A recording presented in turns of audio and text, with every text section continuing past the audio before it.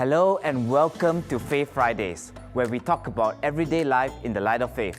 Last week, we kick-started the first episode of a two-part series called Who's Better? We explored the nature and the severity of stereotypes, prejudices, and discriminatory acts, especially against people who are of different creeds, ethnicities, and socioeconomic backgrounds. None of us are an exception to the performance or the receiving end of these behaviors. But if we ever seek for long-lasting change, it must begin within us. If you missed last week's episode, feel free to visit our YouTube channel and rewatch it over there. On that note, we have invited a panel of everyday people to listen to their related accounts and discuss on how we can or should manage these experiences. Let's check it out.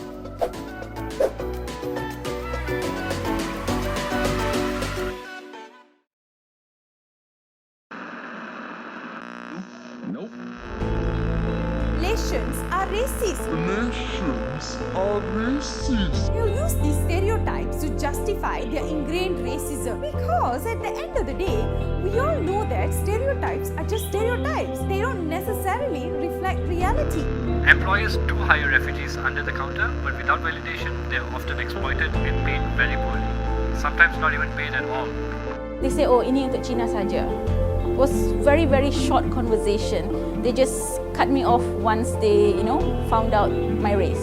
Are you Malay or what? No, I'm Indian. No, because I prefer Malay. Many homeowners we spoke to insist what they're doing is justified, that they're not being racist per se. They quote different cultures and religions, or say they're just protecting their investments. Why should I actually engage a female when I can engage a male and I don't have to give so many days paid maternity leave? 71% of Malaysian university graduates are women. But according to one survey, only 54% of women who can work are working.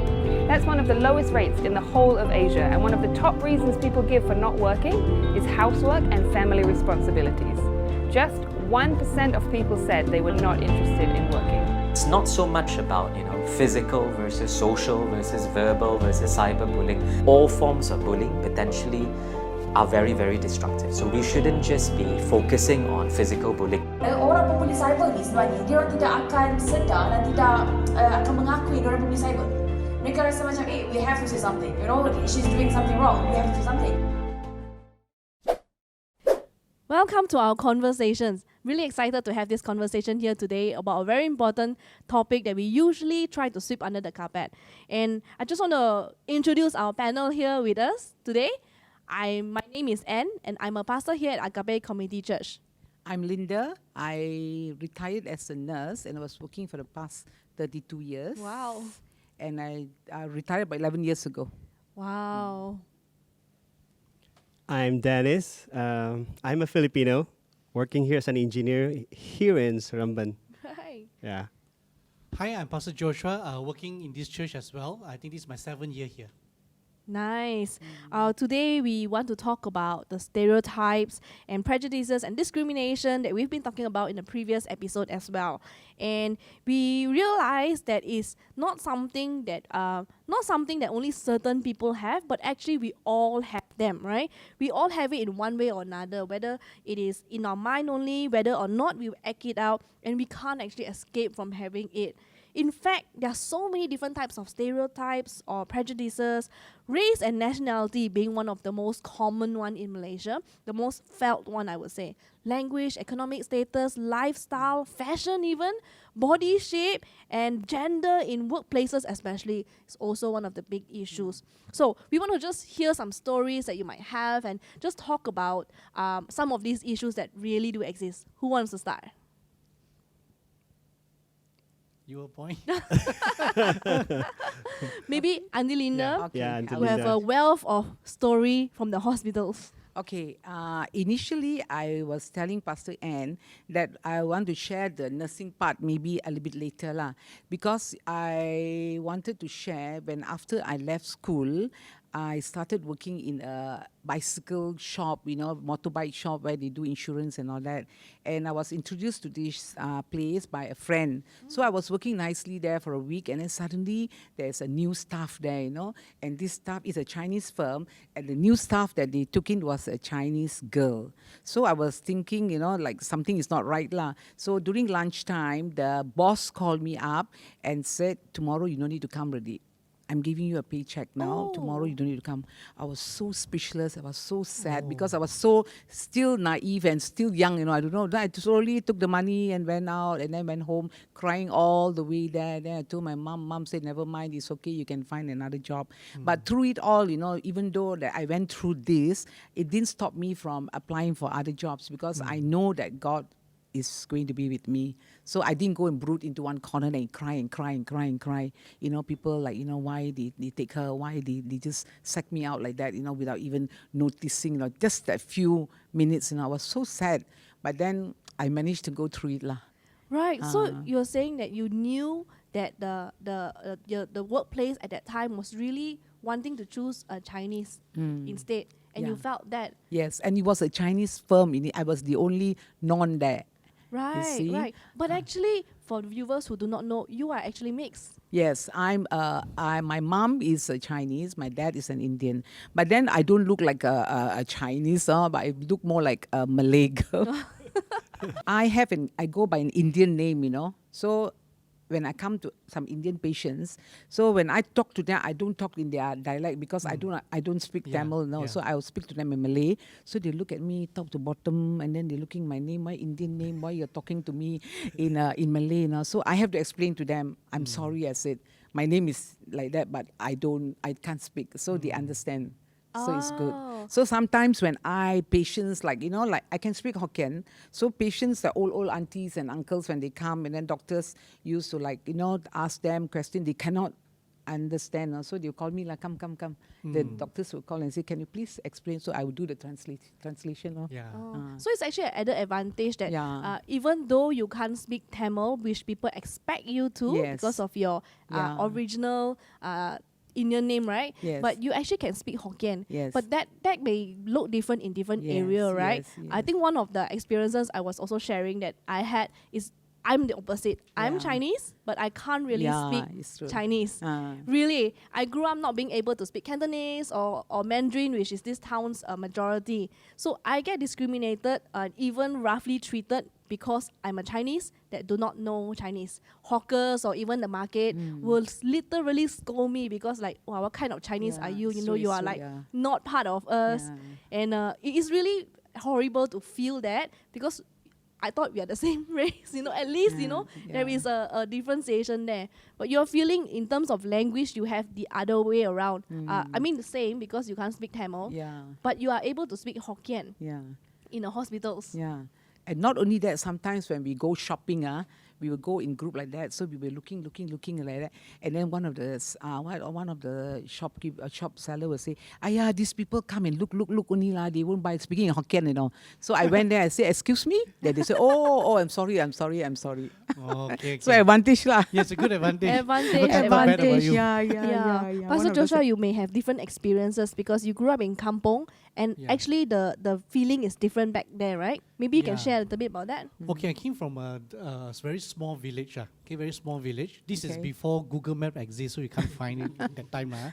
It's a very small village, and the township is really segregated by race. Okay. Very typical one, for example, because of British colony system last time, the Chinese will dominate the town. You want to find Chinese people, go to town. Okay. The Malay people will be in their Kampung Jawa, Kampung Melayu, which is a little bit further away. Okay. The Indians, everyone will be in estate.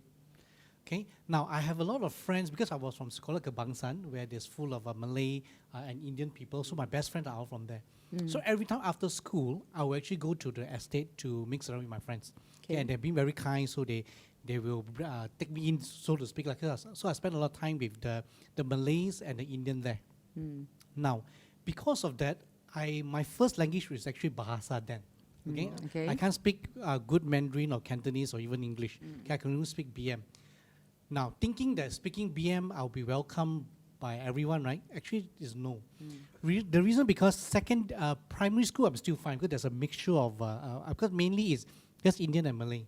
But the moment I go to secondary school, it's very obvious. Those from the Indian school, they will gang out one gang.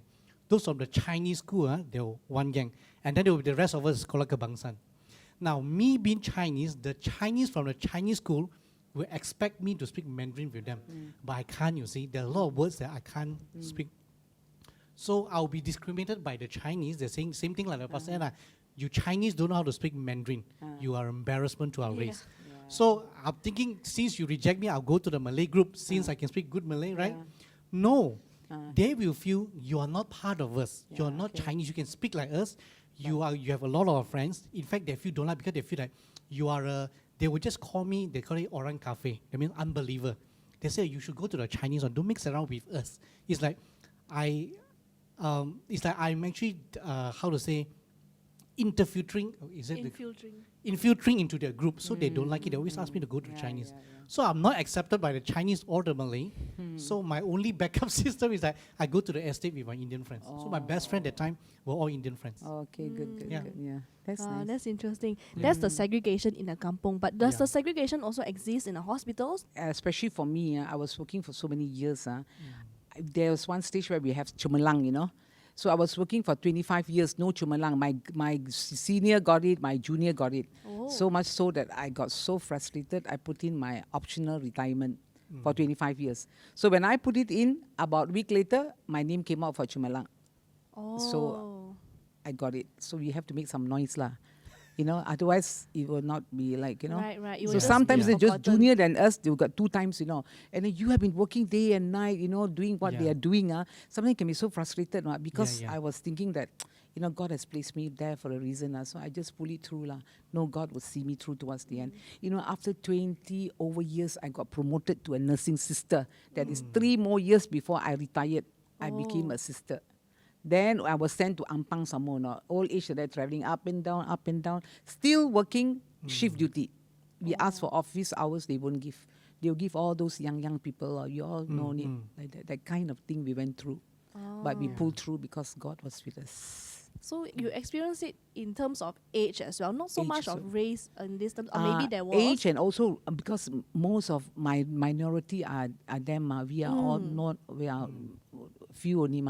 So that's what, that time not many people wants to be nurses, you know. Right. Very few. Now it's so much different. Those time very few. They'll think that nurses are all doing all the dirty jobs, you know. Right. You know, washing people's poo and pee and all that, you know, and then dressing their wounds and all that. Nobody likes to be even like what yesterday Erika was saying, that stereotype us nurses as so it was quite a difficult time that we went through, but right. Well, So it was a stereotype Yeah. of job tasks, right? Yeah, that exists as well.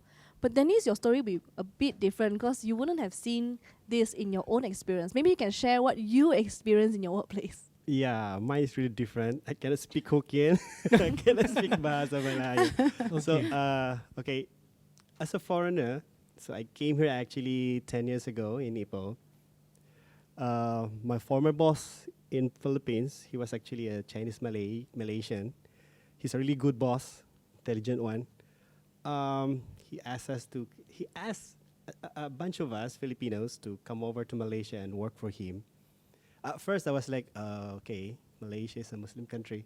So I myself had this prejudice towards not race, not color, but religion. I'm sensitive to Muslim. I may say, it's okay for me to say that. Yes.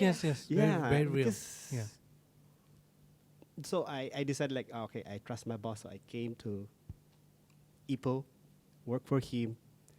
And I was thinking that I would be just dealing with the so-called religion thing, and then the rest should be okay.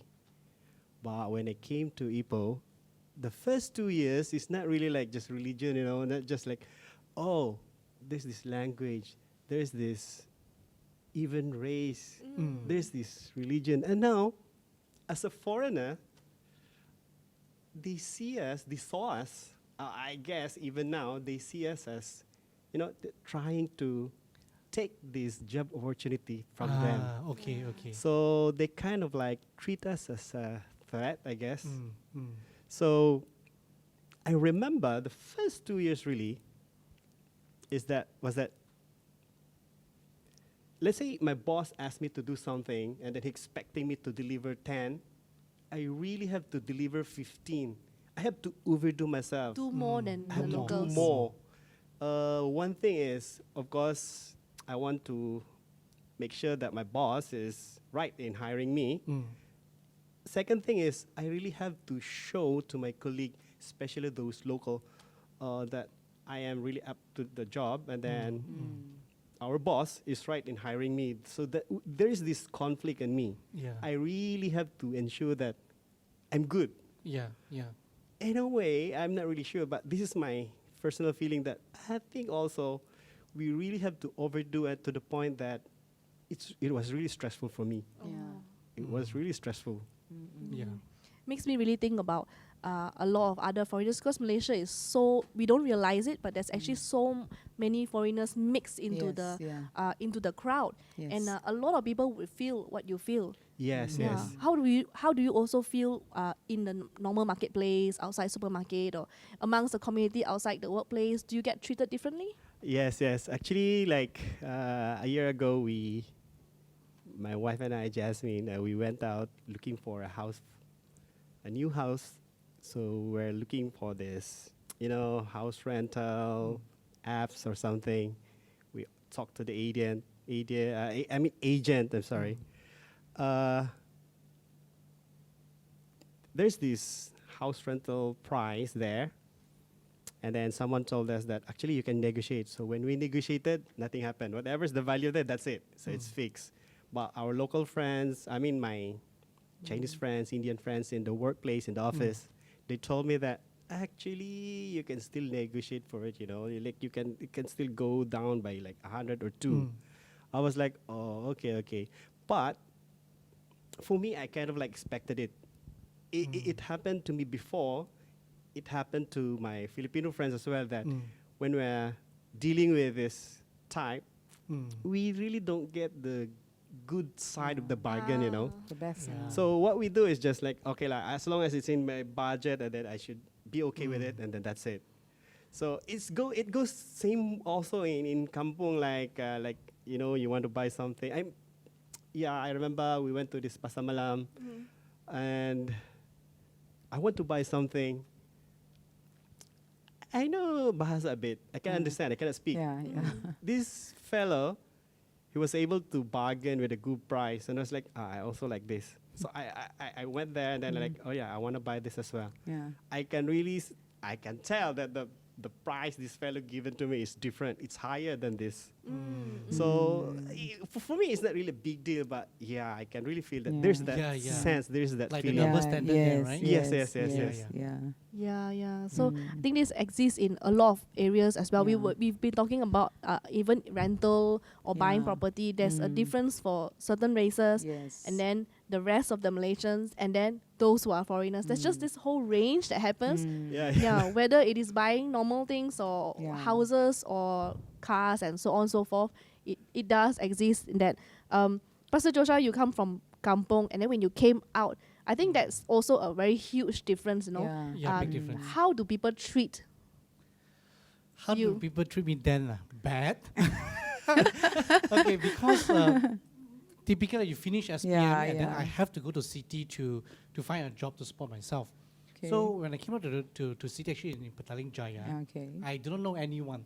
And of course, I dress very differently, not as cool as those guys. Very kampung. Not as a city boy. Totally not a city boy. And a lot of things I don't know. And they know I'm from kampung. So they treat me as less. They don't treat. So like, for example, I was working as a waiter then, my one of my first few jobs after SPM. The person is just mopping. Then he's not happy, so he took the mop, he threw it on the floor and said, you pick it up, you do. Then I just do it.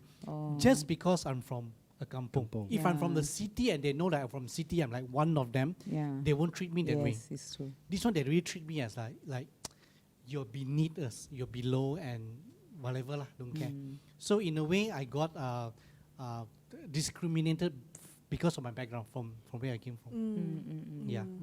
So Yeah, all these discrimination are really very real, and we're talking it's about true. the few different type, and Yeah. there's no way to cover all as well.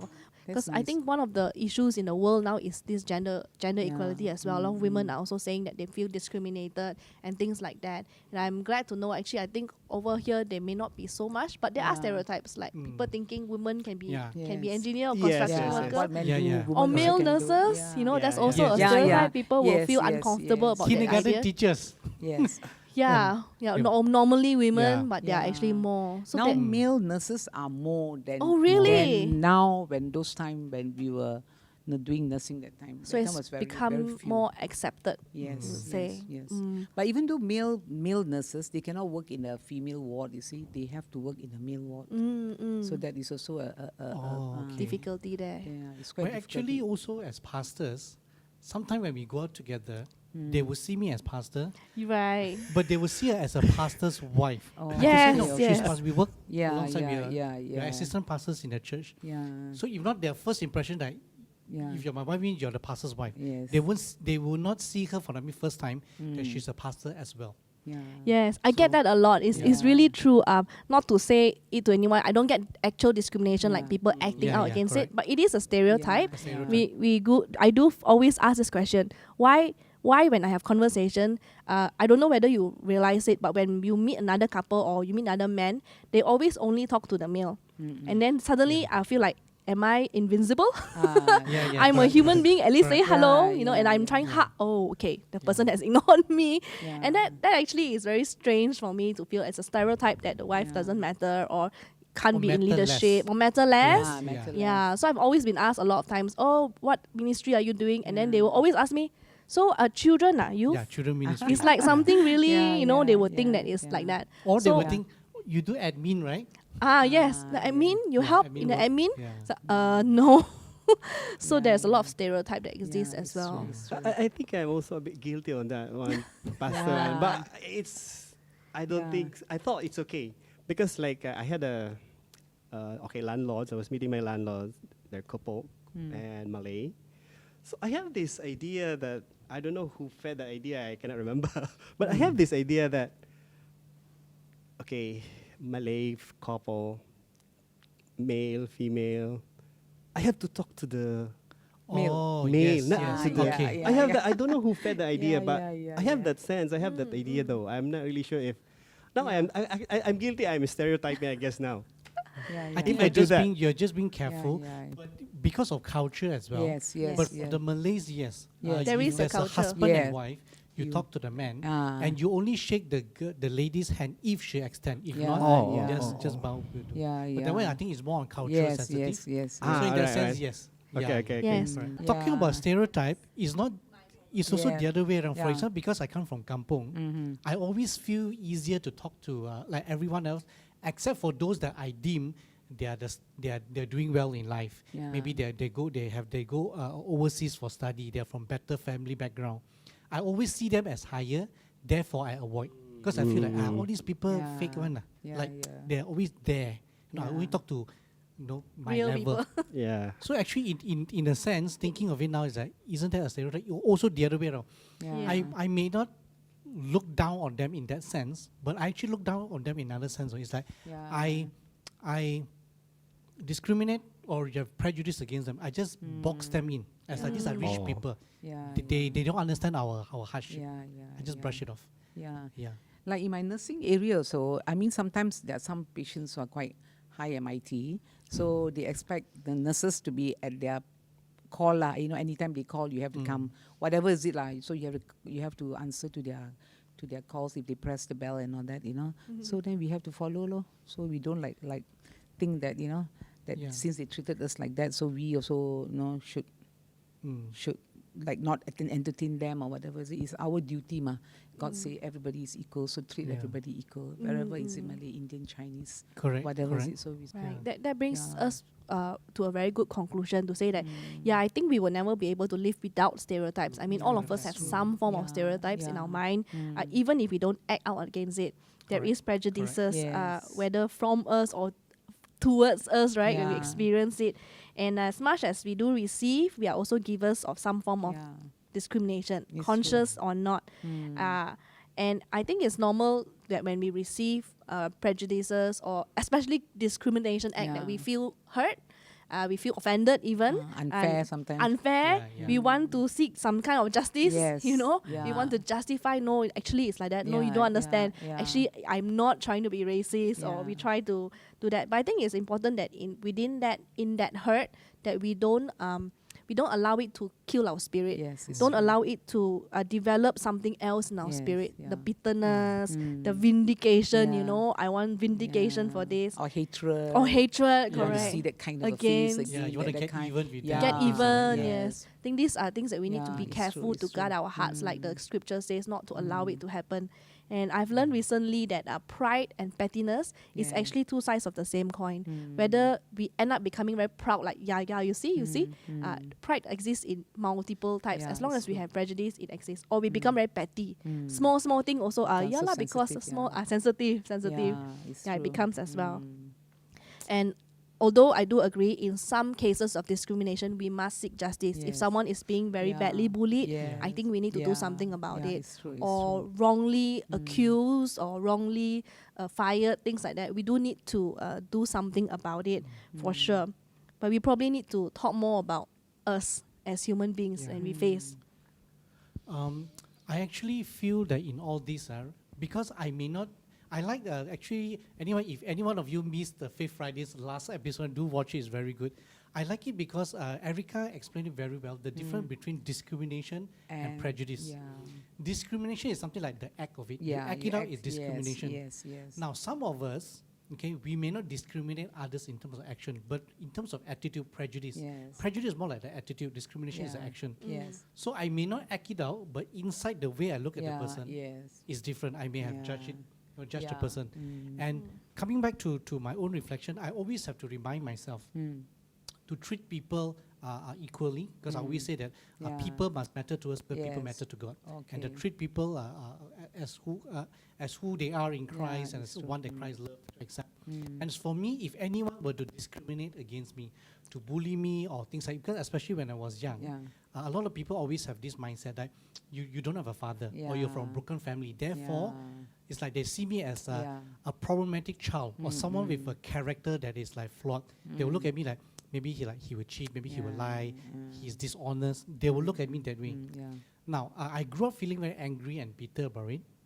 Because thank God, as Christian, through the years, it took a while to change. I always have to remind, if I'm being discriminated in any form, I need to choose to be better and not bitter. Because bitterness, it may come through different form.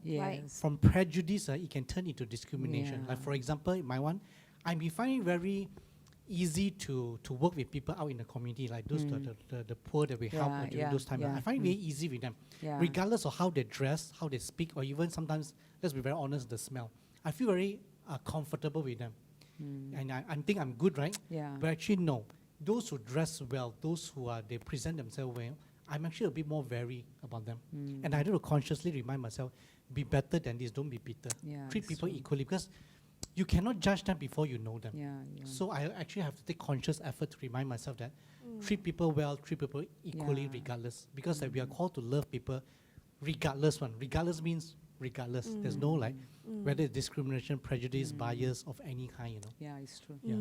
And I like what Auntie Lynda, you were saying, that actually remembering that God created us all equal is actually our duty. That people can do that towards us, but we need to recognize what we are doing as well. We can continue to do what is right and just let go of those areas. So for people who have wronged us, also speaking to anyone that's watching, I think it is important for us to find healing for ourselves. Right? Otherwise we become bitter. So healing for ourselves, and we need to learn to release forgiveness wherever that we can, and to get that kind of redemption. Because vengeance is not ours to seek. We do what is right. And let God do the rest. Let God do the rest. And also through all this that we go through, it makes us a better person. So that when you see other people in the situation like what we went through, we understand them better. We can emphasize at that level. And then we can give whatever advice or whatever we went through to Yeah. make them a better person. lah. Yeah, that's really good because as Christians, we believe the cross is Yeah. about reconciliation Yes, of yes. man to man as well. Yeah. So we should be able to reconcile everyone to each other, Yes. regardless of where we come from. Yes, And it's God's true. kingdom is always about bringing back His children to His Correct. God's Mhm. original Correct. design. God never meant for human beings to be so broken, so separated, so Correct. isolated from one another. He So meant us. segregated, yeah. Yeah, there's not supposed to be any walls, which humans have created the differences. Yeah, it's But that's true. not in God's mind at all. Yeah, and I feel that the church people, Yeah. not only the church building in terms of the people, we must be very embracing, regardless of lifestyle, regardless of faith or belief, accept people. And I think I don't want to sound biased, but Agape is a good church in a sense. All people of all shapes and sizes, Yes, all yes. colors, if I Yeah, can say that. yeah. Very accepting. We don't have like the you me mentality. Yeah. Everyone is very. We are very comfortable with different types of people, Yeah, different it's true. categories of Yes, people. If I can say. categories, yeah, that's right, I want to different- say, yeah. Very easy to embrace. And for me, as someone that was not an Agapian, many years back, now that I joined, I feel very accepted. Yeah. And I feel like if they can accept me as a pastor, Yes. regardless of my background or that, Yeah. then they can accept everyone. So I Yeah, feel very it's true. good. Yeah, it's true. Yeah. Our conversation today has been very interesting. It's taken a very interesting turn to help us reflect on different situations as well. And even as we bring it to a close right now, actually I was contemplating whether to ask this one question, but I think that it might be important. Dennis, there is new regulations during this CMCO period that non-Malaysians, Yeah, regardless yeah, of yeah. what the status is, are not allowed into different premises, organizations, some hotels, restaurants even. Do you see it as a discrimination act? How do you feel about that? First time I saw the WhatsApp message about this, I was like, right away, this is injustice, really. That's what I have in my mind. This is injustice, and then I saw on the YouTube all this BLM, and like, but I realized that I tried to convince myself that all this entails cost really for the government. So let's say that they trace someone, they really have to spend like for the medication, for whatever they have to spend resources just to trace people with COVID.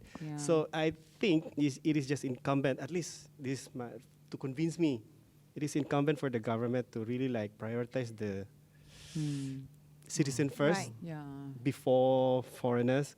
So I think it's okay, but yeah, initially I thought it's injustice. Right. Yeah. Thank you for sharing so honestly about your feelings, because it does bring up a lot of thoughts and how you mentioned dealing with it. That I guess for us moving forward is the most important thing. When it happens towards us, or if we are the ones that do it, how we choose to act, respond, defines us. Anyway, thank you so much for being here. We've had a wonderful conversation. We hope that our listeners and viewers are blessed by it and grow from it as well. Thank you, Dennis and Lynda, Pastor Joshua. Most welcome. Yeah. In navigating through these experiences, it is helpful to acknowledge that all of us, whether believers or pre-believers, are all fallible. The pain might still linger, our scars might still remain, but let us choose to take the higher ground by surrendering to Him, by yielding to His touch of healing, and allow Him to restore us from the inside out. To the naked eye, it may seem very surprising that as a civilization, we are still struggling to fix this matter. But as kingdom people, we know better. We do know that we have been called to be the salt and light of this world. We also do know that we have been endowed with equal intrinsic worth, not because of our merits, not because of the color of our skin, but because by virtue of being made in His image. So what are we waiting for? Let's take up those divine armories and go to war. War in the sense that we held captive those thoughts, those prejudices, those stereotypings, those unlawful evil thoughts against other people, and submit them to Christ. Let us share this video with Christ's exalting ambition, not merely to spark a flame, but to set ablaze generations upon generations. Yes, I'm talking about your family, my family, your grandchildren, your great-grandchildren, who will take this mandate to the very end. We have some awesome news to share. Next month, September, Faith Fridays will be rebranded to Faith Uncensored. This will be an opportunity to dive deeper into the topics that are often bleeped but are important to be raised in church settings. We will be releasing only one video on the first Friday of each month. This will only be available on our YouTube platform and no longer on our online church platform. So stay tuned for the latest updates on social media. As always, have an awesome day, take care and God bless. Bye-bye.